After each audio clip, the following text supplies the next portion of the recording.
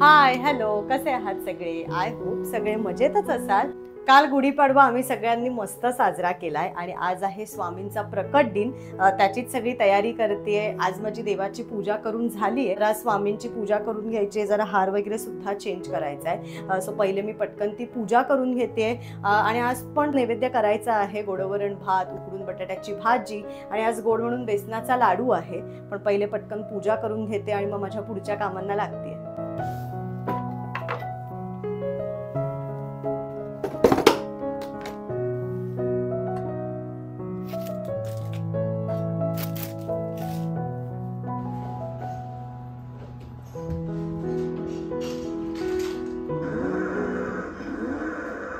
सोन्या, थोडी गाडी मागे घे. नाही स्वामी बाप्पांची पूजा करायची आपल्याला. एक काम कर, अशी मागे घेऊन असा तुझा टर्न घे. चला.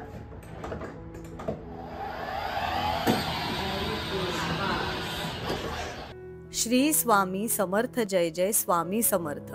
आपल्या घरात कोणतंही शुभ कार्य, सणवार, पूजा असेल तरी सगळीकडे एक प्रसन्न वातावरण असतं. आज होता स्वामींचा प्रकट दिन. मी आणि आई सुद्धा सकाळी उठल्यापासून आज पूजेच्याच तयारीला लागलेलो. सगळ्यात आधी घरातील देवांची पूजा करून घेतली आणि लगेचच मी लागले स्वामींची पूजा करायला.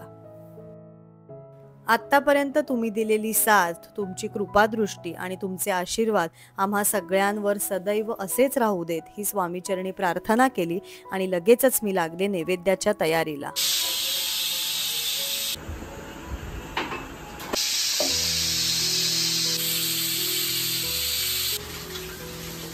लाव सोना, तुला बघायचं आहे ना? हा मग लाव तू. मी काम करते, एकीकडे ऐकते मी. वरण भाताचा कुकर मी एकीकडे लावलाय, बटाटे सुद्धा लावलेत कुकरला. आणि आज तशी कामं थोडी कमी आहेत, कारण काल गुढीपाडवा झालाय, त्याच्या आधी आमचं सगळं घरातलं आवरून झालंय. त्याच्यामुळे आज जरा कामं कमी आहेत. भांडी सुद्धा अगदीच आमची जी सकाळची चहा पाण्याची झालेली तीच आहेत. आणि नैवेद्य सुद्धा आज सोपा आहे. सो कामं पटापट करून घेते. आणि कधीतरी असं छान वाटतं, घरातलं सगळं आवरलंय, आपल्याला वेळ मिळतो, तो पटापट एक एक कामं आवरून घेते.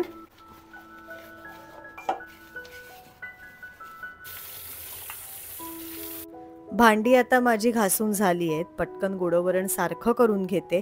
बटाटे सुद्धा एकीकडे गार करायला ठेवलेत. गार झाल्यानंतर लगेचच उकडून बटाट्याची भाजी करायला घेईन. एकीकडे जरा बेसनाचे लाडू एका काचेच्या बाउलमध्ये काढून घेते. बटाटे छान गार झालेत, मी सोलून सुद्धा घेतलेत. आता पटकन जरा मीडियम आकाराच्या फोडी करून घेते आणि लगेचच भाजीला फोडणी देते. राऊला लागणारी कमी तिखटाची बटाट्याची भाजी मी आधी करून घेतली आहे आणि आता आमच्यासाठी जी भाजी करणार आहे त्याला फोडणी देते की माझा नैवेद्य सुद्धा पटकन तयार होईल.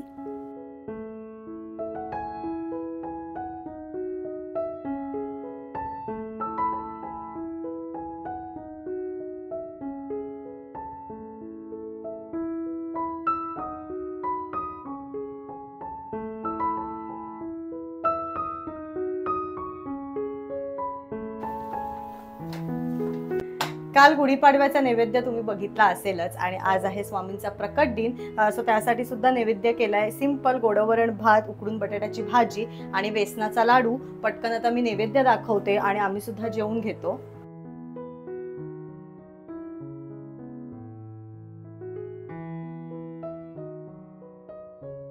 मस्त संध्याकाळ झाली आहे. दुपारनंतर छान आराम केलाय आम्ही. आणि जसं तुम्हाला मी मगाशी म्हटलं, आजचा दिवस खरंच आमचा एकदम निवांत सुरू झालाय. कारण काल गुढीपाडवा होता, त्याच्या 2 दिवस आधीपासून आम्ही आवरावर करत होतो. त्याच्यामुळे आज असं घरात सगळं स्वच्छ क्लीनच होतं.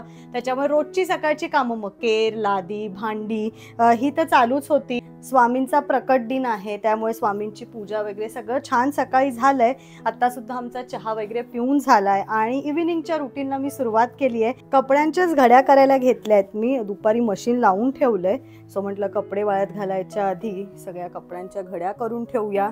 इस्त्रीचे कपडे सुद्धा जरा सॉर्ट करून ठेवायचे ती हातले, पण एकदा जरा पटकन घड्या करून घेते आणि मग ती एक वेगळी बॅग बनवते आणि बाकी जनरल थोडंसं बाहेर सुद्धा जाऊन यायचंय, कारण आज मेन म्हणजे मला परत भाज्या आणायच्या आहेत. अगेन गुढीपाडवा होता, त्याचे 2 दिवस आधी आम्ही सुद्धा बाहेर होतो, किंवा असं तर भाज्या आता सगळ्या परत संपल्या, त्या सुद्धा घेऊन यायच्या आहेत. जरा फ्रूट्स बघते काही मिळाली तर, आणि जनरल एक जरा फेरफटका मारून येतो, पण त्याआधी अगेन घरातली सगळी कामं आवरून घेते आणि मग बाहेर जायला निघते.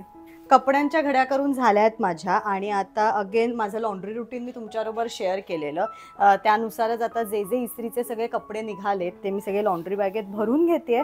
आणि हे सुद्धा मी सांगितलेलं की कधीतरी मग त्या ड्रायक्लिनिंगचे कपडे ॲड होतात, तर ह्या वेळेला जरा एक साडी ड्रायक्लिनिंगला द्यायची आहे आईची, कारण गंधर्वची मुंज आहे 26 एप्रिलला, त्याच्यामुळे हळूहळू त्याची सुद्धा तयारी आम्ही सुरू केली आहे.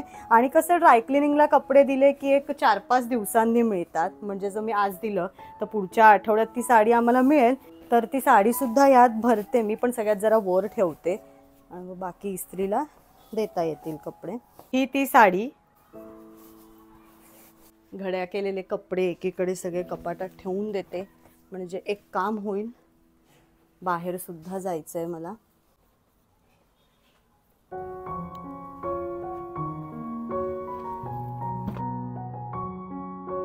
याचाच शिवून घेतला तरी पाठी पालर आहे का? नाही ग, अशीच आहे. अशीच नाही बॉर्डर आहे अगदी, म्हणजे खाली आणि हलकी आहे साडी. आणि हे बघ, ब्लाऊज पीस आहे ना त्याला, हे शिवून घे. मस्त शिवली साडी, ही पण मस्त. ती बघी आहे आणि ही तर कॉम्बिनेशन अंकिता. हे कॉपर बघ ना, असं ब्लाऊज जर शिवलं तर. पण दोन आहे, एक ही मुंजीला होईल, एक ग्रामक वगैरेला कुठेतरी एक होऊन जाईल. इव्हन माझ्या ही पण एक डोक्यात आहे, अशीच कुठल्या तरी मला नेसली, एकदा पण नाही नेसली. तू नाही नेसली, पण मी माझा फोटो तुझ्या ह्याच्यात काम कर, ग्रामकाला मी ग्रामकाला नेसले.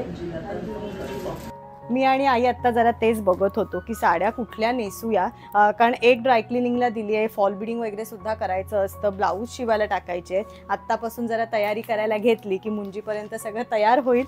ही सगळी कामं करता करता दिवे लागण्याची वेळ झाली आहे, सो पटकन फ्रेश होते आणि देवासमोर दिवा लावून घेते.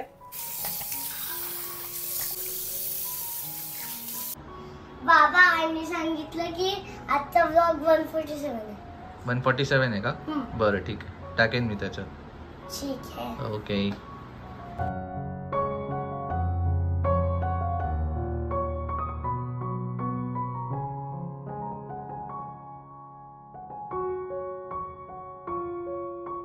देवाला दिवा लावून झालाय माझा, आणि आता जरा कॉफी प्यावीशी वाटते आम्हाला सगळ्यांना, असं दूध तापवायला ठेवलंय, एकीकडे पाणी सुद्धा ठेवते, आणि तितक्यात राहू सुद्धा खेळून घरी आलाय, सो त्याला सुद्धा मस्त फ्रेश केलंय. आणि बाहेर जायचंय आम्हाला, जसं मगाशी तुम्हाला सांगितलं, इस्त्रीचे कपडे दूध वगैरे घेऊन यायचंय, पण जरा भांडी वगैरे सुद्धा लावते, कॉफी पिऊन घेतो आणि पटकन बाहेर जाऊन येते.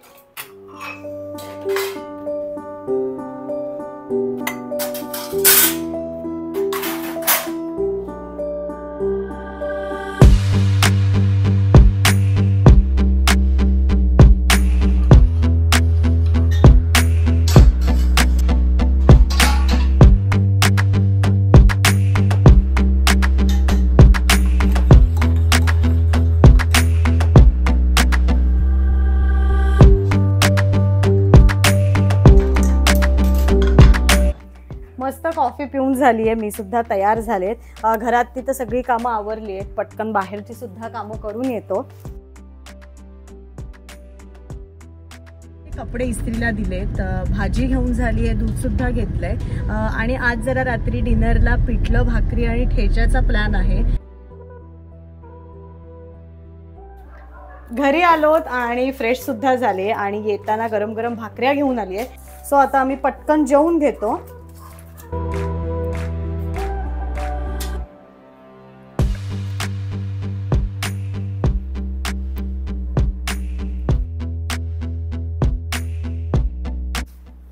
जेवून झालंय, बाकी सगळं आवरून सुद्धा झालंय, आणि दिवसभराच्या रुटीन मधलं आज माझं शेवटचं काम राहिलंय, ते म्हणजे कपडे वाळत घालायचे.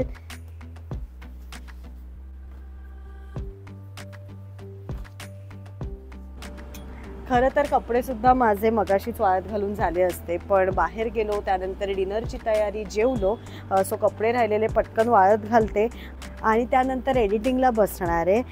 तर असा हा आजचा दिवस, मस्त स्वामींचा प्रकट दिन, रुटीनची कामं आणि आज जरा निवांत मस्त गेला.